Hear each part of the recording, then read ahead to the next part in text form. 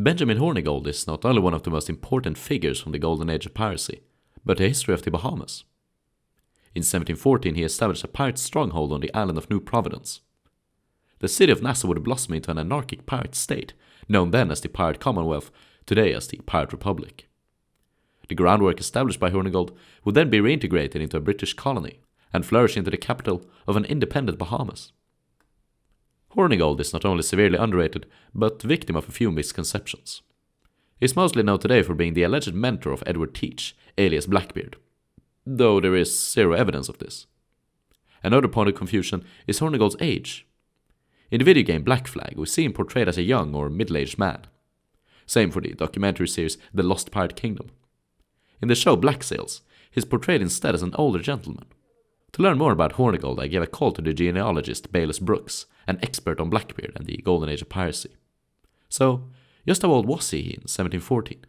We pretty well know that he is an older person because of his marriage date to Sarah Moss or Morse. The marriage record for Benjamin and Sarah would indicate that he was probably born around 1660. The record indicates that Sarah Morse and Benjamin Hornigold were married in England in 1679.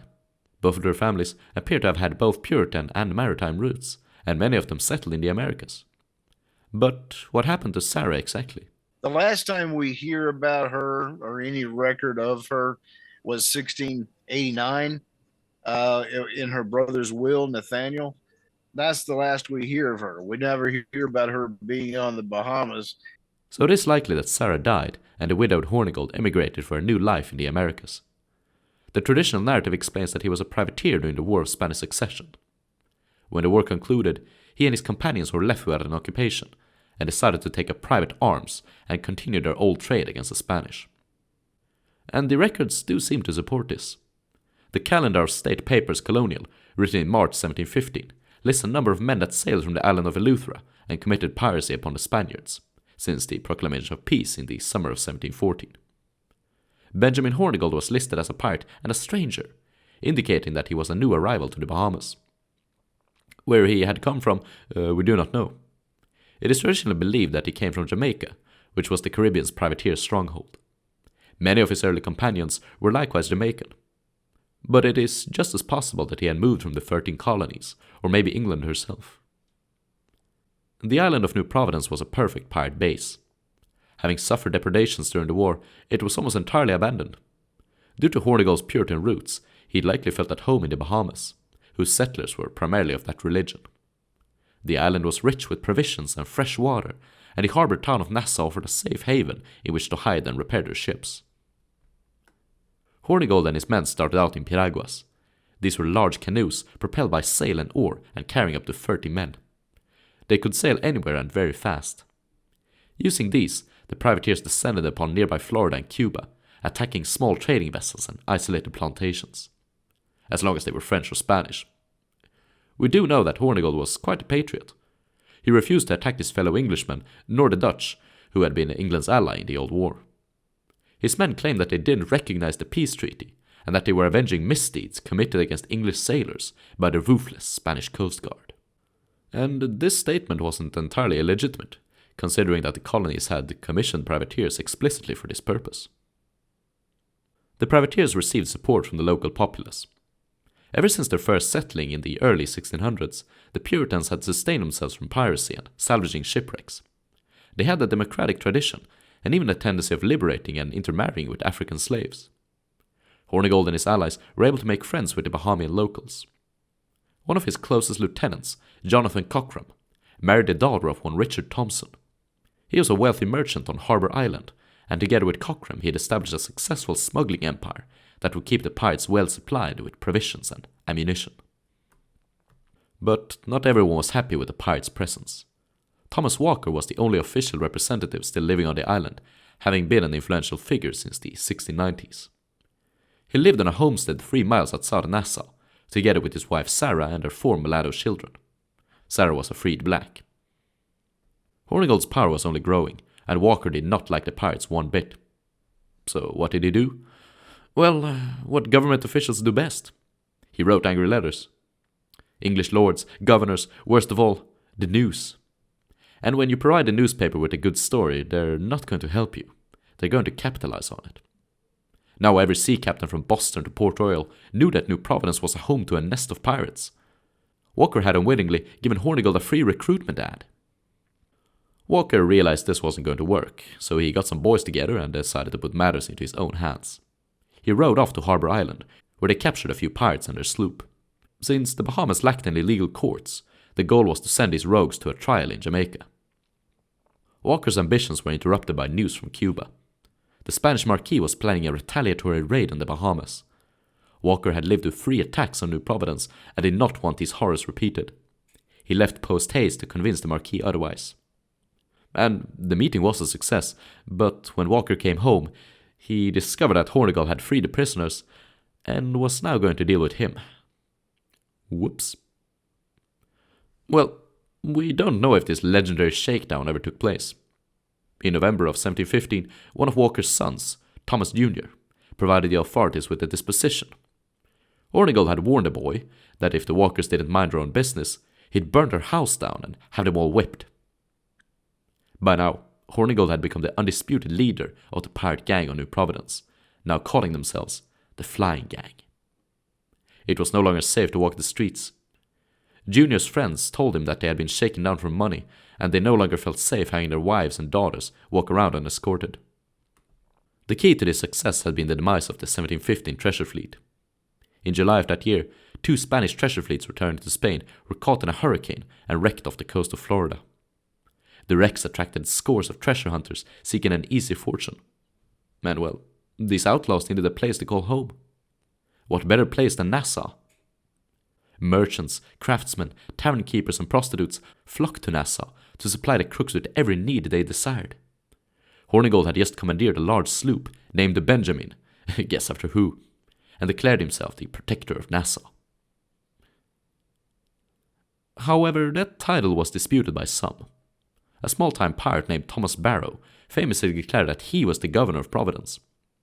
Barrow was a joke, and Hornigold had no serious contenders, until the arrival of 4 heavily armed Jamaica sloops. Each one bristled with privateers, their holds brimming with treasure, and their commander was the ruthless Henry Jennings. Unlike Hornigold, Jennings was not a captain but a commodore. Whilst Hornigold made claims of legitimacy, Jennings was a commissioned privateer with legal documents permitting him to hunt pirates. Of course, Jennings read heavily between the lines and used those papers to loot Spanish wrecks and their ships. Jennings wasted no time establishing his dominance. He relieved Hornigold of one of his prize ships and proceeded to plunder it. With nearly 200 men against Hornigold's 100, there was nothing to be done. After a few weeks of partying, Jennings and his thugs returned to Jamaica. Whilst Hornigold was relieved, he simultaneously awaited the opportunity for revenge. In these times, Hornigold did have some friends he could rely on. He often worked with other pirates, such as Captain Napin, famous for flying this spooky flag. Hornigold is famously attributed for working with and being the mentor of Edward Teach, alias Blackbeard. This legend stems from a general history of the pirates, a contemporary piece of work that many modern historians regard as historical fiction, due to its large amount of disproven inaccuracies. Again, I asked Baylus if there's any truth to the mentorship. No, by no means. The 2 editions of General History of Pirates, the first 2 editions, the first one came out in May of 1724, and the second one came out 6 months later. And if you look at the first edition, it says that Blackbeard is the pupil of Stede Bonnet. Of course, that is ridiculous. Nowadays we know that Stede Bonnet was a bit of a joke. Baylus believed that the author used Blackbeard's mentorship as a literary device. It would neither be the first nor last story to have the protagonist go from humble beginnings, have the crown passed on to them, and go on to do greater things. Truth is that Blackbeard had little investment in Nassau. He spent less than 3 weeks of his life there, though he did cooperate with Hornigold on a few occasions. My favorite incident is when they conducted a raid on the city of Jacmel, located on the southern coast of Saint-Domingue. They attacked the stores at night, but didn't take much loot. The management clerk was garroted, abused, and led aboard. After this they plundered a nearby church and kidnapped the priest. But there was no mentorship between them. Hornigold was, however, the mentor of Samuel Bellamy. The two first met near Cuba, after Bellamy had stolen a prize ship from Henry Jennings. Hornigold was very pleased for this young rapscallion to rebuff his great rival, and warmly welcomed him into the fold. Hornigold and Bellamy agreed on many things. They both preferred to take ships without killing anyone, and they were kind towards their victims. Since both had New England connections, it is likely that both were Puritans, and some historians even speculate that they knew each other beforehand. There was one important point of contention, namely that Hornigold was a patriot and Bellamy a bona fide pirate.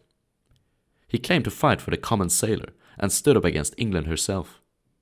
It was frustrating to him when Hornigold refused to attack wealthy targets simply because they were Dutch or English. This rift culminated in Hornigold being deposed by a majority vote. The old man and his allies were sent back to Nassau, as Bellamy continued his tour of piracy. He had become one of the most famous pirates of his day, capturing the Woodard galley and a treasure hoard worth $150 million today, before ultimately perishing in a hurricane. Hornigold began investing more heavily in the pirate commonwealth. He acquired weapons and materials with which to fortify the crumbling Fort Nassau. His most interesting defensive measure was to capture a 40-gun Spanish man-of-war and beach her in Nassau's narrow entrance. He moved all the guns to one side, forming a large wooden battery. He likewise did everything to ensure the health and well-being of his men. He plundered flour to keep Nassau fed.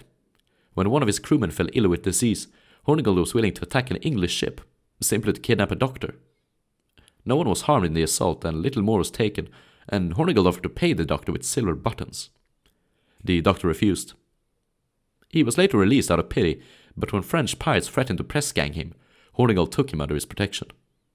When the French demanded Monsieur Reintegrated to pass him over, Hornigold replied that it was up for the doctor to do as he pleased. There was another incident when Hornigold seized an English ship, but only to take away their hats.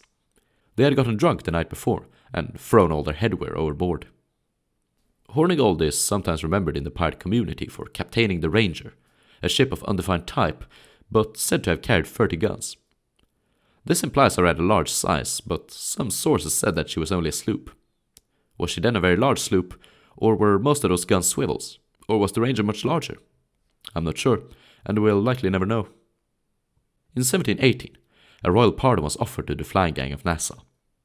Every pirate that surrendered himself to the crown would be forgiven for his crimes and get to keep their loot. Nassau was torn in two by these news. One half wanted to keep pirating, either out of greed or rebellious sentiment. The other half were no less greedy. They simply felt that they had enough money, and many had never even wanted to become pirates in the first place. Both Jennings and Hornigold had never viewed themselves as criminals, but legitimate privateers and patriotic Englishmen. Leader of the anti-pardonists was Charles Vane, a Jacobite that believed the ruling dynasty of England to be illegitimate. He and his lackeys seized control of Fort Nassau and maintained a sort of dictatorship over the Commonwealth. Vane was eventually chased out by the arrival of British forces under Woodes Rogers, the appointed governor. Hornigold was quick in swearing fealty to the new regime. Some view Hornigold's actions as a betrayal of his ideals, but I always interpreted him as being loyal to Nassau first and foremost. He had invested into the place and wanted a good future for its denizens and his friends. Jennings had long since departed. He only viewed Nassau as a place in which to blow his money on booze and women, whereas Hornigold saw a future on the island. So when the fledgling colony was threatened by Charles Vane and his pirates, Hornigold offered the governor his service as a hunter. Hornigold and his allies sailed out to Green Turtle Cay, a barrier island famous for its turtles. Here they discovered that Vane was amassing a small fleet, which they were in no standing to oppose. Hornigold chose to wait. Weeks passed. Eventually, a new sloop arrived. Her captain was a pardoned pirate named Woodard, who had officially gone to hunt turtles. Unofficially, he was providing Vane with necessities and vital intelligence regarding Nassau's defenses. Once the sloop left Green Turtle, Hornigold pursued and boarded her in the night. Since so much time had passed, Roger thought that Hornigold had betrayed him. Nassau's denizens assured him that the Hornigold they knew would never do such a thing. The governor was glad to be proven wrong. In a personal letter to London, Governor Rogers wrote how Hornigold had redeemed his past reputation. He was now Nassau's go-to pirate hunter. On his next mission, he returned to Green Turtle Cay, engaged the pirates there in all-out combat, and bringing them back to Nassau in chains. Their trial caused some controversy. Whilst the pardoned pirates did condemn Charles Vane, they did not want to see their old friends hang. We don't know Hornigold's opinion in this case, only that he was vital in preserving peace. The pirates were hanged, and by the turn of 1719, Nassau had been solidified and secured. So, what happened to Benjamin Hornigold? We might not know for certain. By 1719, he would have been very old, especially for a sailor, even more so a privateer. A general history claims that Hornigold perished in a storm at sea, but there exists no evidence to corroborate this. Since general history is half fiction, half reality, this might have been a literary device to punish Hornigold for betraying the pirate commonwealth. General history is rather contradictory in its portrayal of pirates. Sometimes they are portrayed as angry men with legitimate issues, other times as complete villains. The author's opinions seem to change just as readily. I talked with some historians about this. Many believe that it was published by Nathaniel Mist, but Benson Little additionally thinks that the content itself was written by multiple authors. This would explain the variety of attitudes. Whilst it is true that some of these may have been Jacobite polemicists, others pro-Hanoverian liberals, the ultimate goal of the book was to make money. I will discuss this controversial book in its own separate video, however. Colin Woodard, author of The Republic of Pirates, discovered a document written to the Admiralty by Thomas Whitney. According to Woodard, Hornigold was granted a commission by Governor Rogers to cruise against the Spanish in the war that had just broken out. His ship was captured by the Spanish near Cuba, and Hornigold vanished mysteriously. Either he died in the engagement or lived to die in a Cuban prison. Either way, his Bahamian colleagues never saw him again. Yet, Nassau flourished. Today, it is a booming tourist attraction. Its piratical history draws many visitors and attention. More come for the pleasant weather and fine beaches. Woodes Rogers is usually recognized as the island's founding father, but he wasn't the first. He simply took over an anarchic but flourishing groundwork. 5 years prior, this groundwork had been an abandoned ghost town. It was Hornigold who made it into something. Today he is remembered as a traitor, or inaccurately as the mentor of Blackbeard. The latter is surely false, but the former, that is only for you to decide. Huge thanks to my generous supporters over on Patreon. Cole Freer, Max Twick, Mikael Jans, 1660, Red Hate, Wagineer, Dreadbeard, Gus Rowe, Rachel Lockar, Dyer, Ted Levin, Flintlock, George Skull, and Part of Jesus. Don't forget to give the video a like and a comment, and share it with a friend. Cheers.